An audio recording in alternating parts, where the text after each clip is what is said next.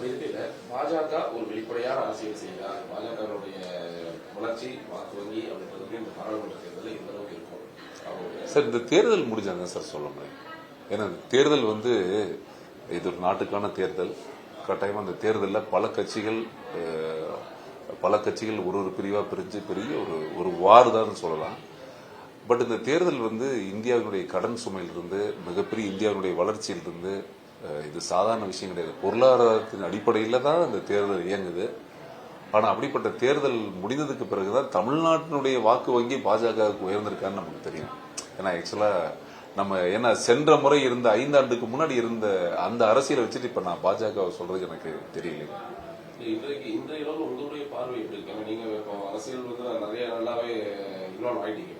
அப்படி இருக்கிற உங்களுடைய பார்வையில பாஜக அதுதான் சொல்றேன் பாருங்களேன். அண்ணாமலையோட செயல்பாடு நல்லா இருக்கு. அவர் பேசுறாரு, நிறைய சொல்றாரு, நிறைய பேசியிருக்காரு, நிறைய சொல்லித்தான் வர்றாரு. அது எதுவும் மறுக்கவும் முடியாது. அவருக்கு ஒரு வாய்ப்பு இப்போ திரு அண்ணாமலை மாதிரி நிறைய அண்ணாமலை இருக்கலாம், நிறைய நல்லவங்க இருக்கலாம் அரசியல்ல. ஆனா அந்த வாய்ப்பு அவருக்கு கிடைச்சாதான் அந்த அண்ணாமலை அப்படின்னு அவரே ப்ரூவ் பண்ண முடியும். அந்த மக்கள் தான் நான் சொல்றேன் பாருங்களேன். நான் நல்லது செய்வேன்னு இப்ப நானே நாளைக்கு எப்படியாவது நான் ஒரு கட்சி ஆரம்பிச்சிருக்கேன், எனக்கு வாக்கு கண்டிப்பா பண்ணுங்க அப்படின்னா நீங்க செஞ்சா மட்டும்தான் நல்லா செய்ய முடியும். சோ அதனால இப்போதைக்கு அதை ப்ரிடிக்ஷன் தான் சொல்ல முடியல. தெரியும் அண்ணாமலைக்கு மக்கள் ஆதரவு கொடுத்து பாருங்கள் அப்படின்னு சார். நான் அதான் சொன்னேன். நான் விஜய்க்கு ஒரு கருத்து சொன்னேன், அண்ணாமலைக்கு ஒரு கருத்து சொன்னேன். இவங்க எல்லாருமே அதை அடுத்த சாதிக்கக்கூடிய அவர் மேல ஏன் கொடுத்து பாருங்கள் அப்படிங்கிறப்ப ஒண்ணு சொல்றேன். ஒரு திறமையான அவரை தனிப்பட்ட முறையில் எனக்கு பிடிக்கும். எப்படி பிடிக்கும்னா ஒரு திறமையான ஒரு ஐபிஎஸ் ஆபீசர். அது உங்களுக்கு தெரியும். ஒரு போல்டா இறங்கி மக்கள் பிரச்சனையை அணுகி இருக்கிற அதை நம்ம நிறைய காணொலி பார்த்திருக்கோம். அவரை பத்தி எனக்கு கொஞ்சம் பர்சனலா தெரிஞ்சதுனால சொல்றேன். அந்த வகையில் எனக்கு ஒரு தனிப்பட்ட முறையில மிக தைரியமான ஒரு காவல் அதிகாரி, மக்களுக்காக இருந்த காவல் அதிகாரி. நான் உண்மையாகவுமே அது ஹேட்ஸ் ஆஃப். ஏன்னா அது மக்கள் பிரச்சனையை அது அந்த ஊர்ல போய் கர்நாடகாவில் கேட்கும் போதுதான் நமக்கு தெரியும். நேரடியாக இறங்கி அனுபவிக்கூடிய ஒரு திறமையான ஒரு ஆள்.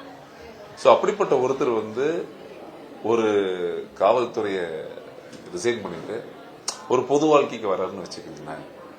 அது ஒரு சிறந்த அடிப்படை தானே.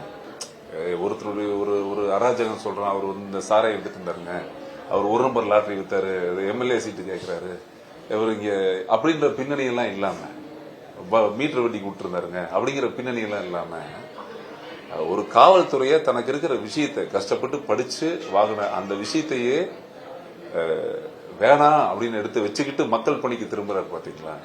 அந்த விதத்துல நான் எனக்கு அவர் ரொம்ப அந்த விதத்துல நான் பாராட்டுறேன். சீரியஸா அது பெரிய விஷயம். அது மத்தவங்க செய்ய மாட்டாங்க, அவர் செஞ்சிருக்காரு, வரவேற்கிறேன்.